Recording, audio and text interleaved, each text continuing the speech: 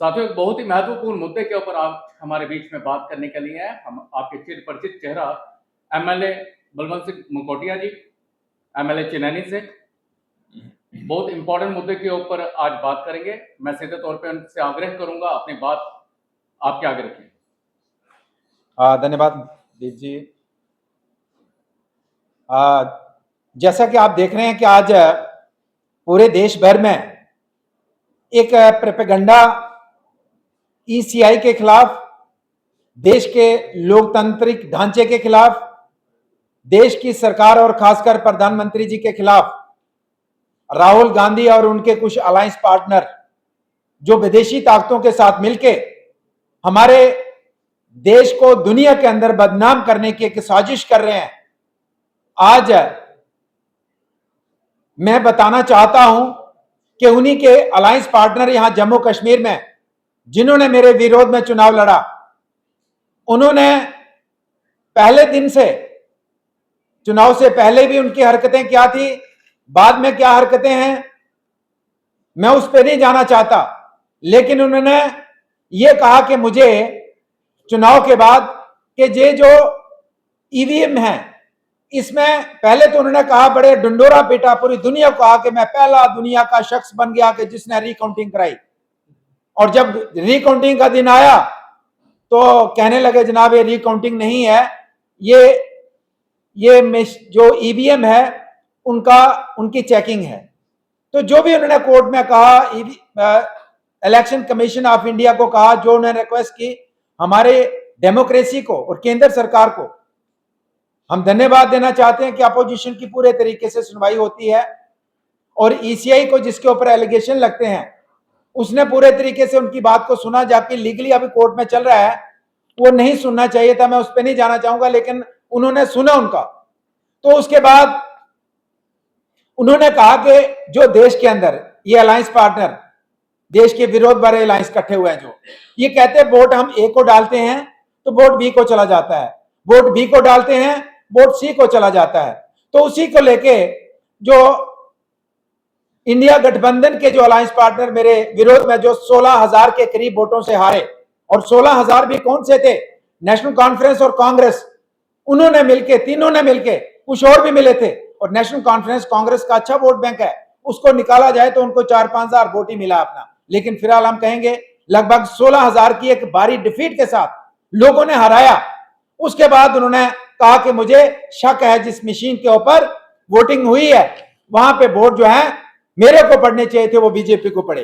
तो मैं ये बताना चाहता हूं कि जिस तरीके का प्रोपेगेंडा वो इंडिया गठबंधन के साथ मिलके हमारे ईसीआई के खिलाफ लड़ रहे हैं। तो 3 पोलिंग स्टेशन की उन्होंने बात करी थी, तो उनमें से एक पोलिंग स्टेशन आता है सीरियल नंबर 12, और ये सीरियल नंबर 12, ये देखिए, इस पोलिंग स्टेशन में उन्होंने लगभग उन ईवीएम में 852 वोट डाल के ये चेक किया कि ए वाला वोट ए को जाता है या बी को तो नहीं जाता, बी वाला बी को जाता है, सी को तो नहीं जाता। और ये वोट डालने के बाद ये सारा पूरे टोटल कितने वोट पड़े, और फिर इसकी काउंटिंग हुई वीवीपैट्स में, जितने वोट पड़े उतने ही वोट निकले। ये उनकी मौजूदगी, उनके कैंडिडेट थे, मैं साइड पे था, ये वही करवा रहे थे, हमने कोई इंटरफेयर नहीं किया, हम किसी मशीन के सामने नहीं गए। और जो मैं बात कह रहा हूं ये सारी उस समय की 1-1 मिनट की हर रिकॉर्डिंग है। तो 12 नंबर की उन्होंने बात करी थी, तो ये 12 नंबर में जितने वोट डाले उतने ही निकले वीवीपैट में, और जिसको डाले थे उसी के खाते से निकले।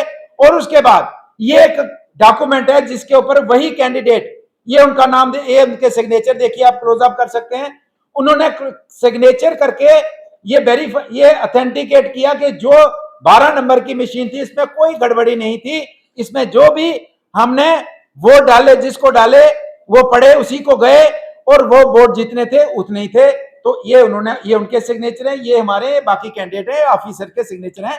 तो 1 नंबर जो 3 उन्होंने मशीनें कही थी उसमें से एक का क्लियर हो गया। फिर वो कहते हैं जी 6 नंबर की मशीन, जो 6 नंबर का पोलिंग स्टेशन है उसका भी मैं बताता हूं। तो 6 नंबर का पोलिंग स्टेशन ये वाला आ गया, इसमें 6 नंबर के पोलिंग स्टेशन में ये वाला आया दूसरा डॉक्यूमेंट, इसमें लगभग वो ये वोट डालते हैं 686 वोट डाल के वो चेक करते हैं कि ए वाला वोट ए को जाता है या बी को जाता है, और फिर 686 वोट वीवीपैट से चेक होते हैं कि क्या इतने ही वोट थे, कोई उसमें जितने वोट पड़े तो वीवीपैट में तो गड़बड़ी तो नहीं थी, तो वो भी कोई गड़बड़ी नहीं आती है। फिर इस 6 नंबर के पोलिंग स्टेशन पे भी वो ये सिग्नेचर करते हैं और कहते हैं कि जनाब जो इस मशीन में जो हमने किया वो ओके है, उनके सिग्नेचर, हमारे बाकी कैंडिडेट्स के सिग्नेचर। लेकिन बाद में उसमें ये लिखते हैं, इसमें कि ये लिखते हैं कि ये जो मशीन लाई गई, ईवीएम लाई गई, इसमें रिजेक्ट पता नहीं क्या वर्ड लिखा था वही दिखाते हैं और उन्हें अपने हाथ से फिर लिख दिया। ये खुद कहते हैं कि इस ईवीएम में रिजेक्ट लिखा था और इसी ईवीएम को उन्होंने ट्रायल किया और इसी ईवीएम में ट्रायल में वो 100% ओके हुई। उनके मुताबिक जो रिजेक्ट जो बता रहे हैं उसमें भी ओके रिपोर्ट आ रही है, तो फिर इलेक्शन कमीशन ऑफ इंडिया गड़बड़ी कहां कर रही है? तो 2 पोलिंग स्टेशन 12 और 6 जिसके लिए उन्होंने अप्लाई किया था। फिर आते हैं कि 3 नंबर का पोलिंग स्टेशन जिन्हें उन्होंने अप्लाई किया था कि इसमें भी इसी तरीके से हम ट्रायल करना चाहते हैं। तो 3 नंबर का जो पोलिंग स्टेशन था उसके बजाय 2 को उन्होंने चुना और 2 की ये रिपोर्ट आती है। 2 में ये वोट डालते हैं जनाब 521 वोट डालते हैं और 2 नंबर का जो पोलिंग स्टेशन है उसकी ये डिटेल है, उसमें भी ये साइन करते हैं कि इस वाली मशीन में भी कोई गड़बड़ी नहीं है, जितने वोट डाले उतने ही वीवीपैट में चेकिंग में आए और जिसको जो वोट डाला उसी को गया, कोई गड़बड़ी नहीं है। अब शो डालते एक पेज निकाल के कि जनाब ये मशीनें खराब हैं, ये मशीनें खराब हैं। ये वाला पेज सभी पूरी दुनिया को दिखाया जा रहा है कि जनाब ये नॉन फंक्शनल है, नॉन फंक्शनल है। तो मैं आपको ये बताना चाहता हूं कि मैं लगभग 2 घंटे लेट गया।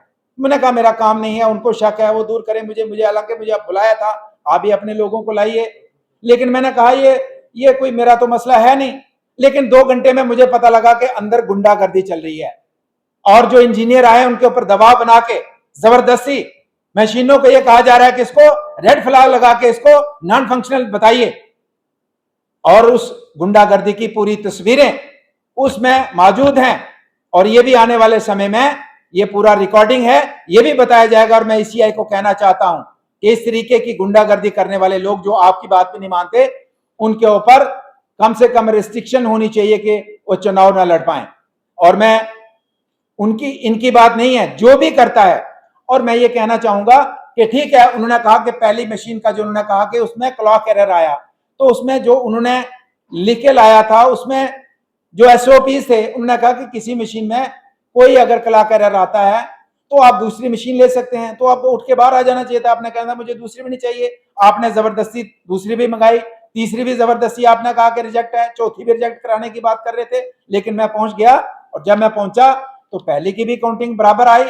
फिर मैंने जाते ही कहा, उसकी रिकॉर्डिंग भी वहां होगी, मैंने कहा भाई साहब मुझे पता चला है यहाँ पे गुंडागर्दी दिखाई जा रही है, यहाँ पे दबाव बना के हमारे इंजीनियर को प्रेशराइज किया जा रहा है कि आप रेड फ्लैग लगाइए और यहाँ गुंडागर्दी नहीं चलेगी और कोई भी व्यक्ति यहाँ पे दबाव में ना काम करेगा ना दबाव कोई बनाएगा। बस इतनी सी बात कहनी थी। उसके बाद वो सारी काउंटिंग हुई, कोई रेड फ्लैग नहीं, कोई मशीनों में गड़बड़ी नहीं, कोई दबाव नहीं। तो ये एक आदत है उनकी कि हर चीज को दबाव करके, हर चीज में प्रेशर करके, हर चीज में गुंडागर्दी करके वो साबित करना चाहते हैं जब 16,000 लोग वोटों से आप रेड फ्लैग लगाइए और यहाँ गुंडागर्दी नहीं चलेगी और कोई भी व्यक्ति यहाँ पे दबाव में ना काम करेगा ना दबाव कोई बनाएगा। बस इतनी सी बात कहनी थी। उसके बाद वो सारी काउंटिंग हुई, कोई रेड फ्लैग नहीं, कोई मशीनों में गड़बड़ी नहीं, कोई दबाव नहीं। तो ये एक आदत है उनकी कि हर चीज को दबाव करके, हर चीज में प्रेशर करके, हर चीज में गुंडागर्दी करके वो साबित करना चाहते हैं जब 16,000 लोग वोटों से आप हार गए हैं, क्या साबित करना चाहते हैं। और फिर 101% जो आपने जो कहा वो ईसीआई ने कहा किया और उसके बाद रिजल्ट भी 100% रिजल्ट आता है, एक भी वोट में गड़बड़ी नहीं पड़ती है, एक भी वोट गड़बड़ नहीं होता है। और उसके बाद आप क्या दिखाना चाहते हैं? बाहर आकर नारा करते हैं कि वोट चोर, शर्म आनी चाहिए। इस तरीके का नेगेटिव प्रोपेगेंडा अपने देश के खिलाफ, अपने देश के लोकतांत्रिक ढांचे के खिलाफ विदेशी ताकतों के साथ मिलकर आप अपने देश को बदनाम करते हैं जस्ट इसके लिए कि आप हार गए चुनाव और लोगों ने हरा दिया आपको। हारे नहीं, हरा दिया और मुझे जता दिया, मेरा क्या कसूर है, लोगों ने वोट दे दिया। तो इसलिए मैं आउट राइटली, मैं और भारतीय जनता पार्टी उनके इन क्लेम्स को, उनके इनके झूठे आरोपों को टोटल पूरे तरीके से खारिज करती है। और जो उन्होंने कहा इलेक्शन कमीशन ने किया, और करने के बाद जो उन्होंने जिस तरीके से चेकिंग मशीनों में की, और उसके बाद किसी किस्म की कोई गड़बड़ी नहीं थी, और जो मशीनें बार बार दिखा रहे हैं ईवीएम को ये डिफंक्ट थी, वो उन्होंने वहां गुंडागर्दी करके, मैं वर्ड यूज कर रहा हूं, गुंडागर्दी करके, जबरदस्ती करके और प्रेशराइज करके किया है, जिसकी वीडियो रिकॉर्डिंग आने वाले समय में कोर्ट के अंदर भी दिखाएंगे हम। तो मैं यही कहना चाहूंगा कि उनके जितने भी आरोप हैं बेबुनियाद हैं, और पूरे तरीके से जो है परसों का जो उधमपुर का जो ईवीएम का जो 3 ईवीएम उन्होंने मांगी थी, उन्होंने मैं चेकिंग करके उन्होंने साइन करके दिया है कि इसमें कोई गड़बड़ी नहीं है। उसके बाद मुझे लगता नहीं है कि कोई सवालिया निशान की गुंजाइश है, इसलिए उनके आरोप जो है टोटल बेबुनियाद है। Thank you very much. देखिए हम इससे पहले तो मैं, चूंकि हम इतने व्यस्त रहते हैं और खासकर इस समय हम इन चक्रों में पड़े। अब मैं सुबह भी अपने गांव में गया था, मेरी टोटल सड़कें, टोटल बिजली बंद हो गई थी, टोटल मोबाइल नेटवर्क चला गया था, पीने के पानी की स्कीमें बह गई, पुल बह गए। हमें उसके बीच में रहना चाहिए, भाई साहब तो हमें समय ही नहीं देते हैं। तो मैं ये कहना चाहूंगा कि उन्होंने पता नहीं क्या क्या क्या क्या करते रहते हैं, पर मेरे पास समय नहीं होता, मैं लोगों के बीच में रहता हूं। लेकिन मैं ये जरूर कहना चाहूंगा, अब उनकी हर बात का जवाब कानूनी तरीके से दिया जाएगा। हर चीज को पूरे तरीके से रिएक्ट, जिस तरीके से एलिगेशन, हर दिन एलिगेशन लगता है, हर दिन, और हर एलिगेशन का जवाब कानूनी तरीके से दिया जाएगा। और कानूनी तरीके से उनको सिद्ध करना पड़ेगा कि जो एलिगेशन, सैकड़ों एलिगेशन लगाए हैं, और सभी का कोर्ट के माध्यम से उनको जवाब देना पड़ेगा।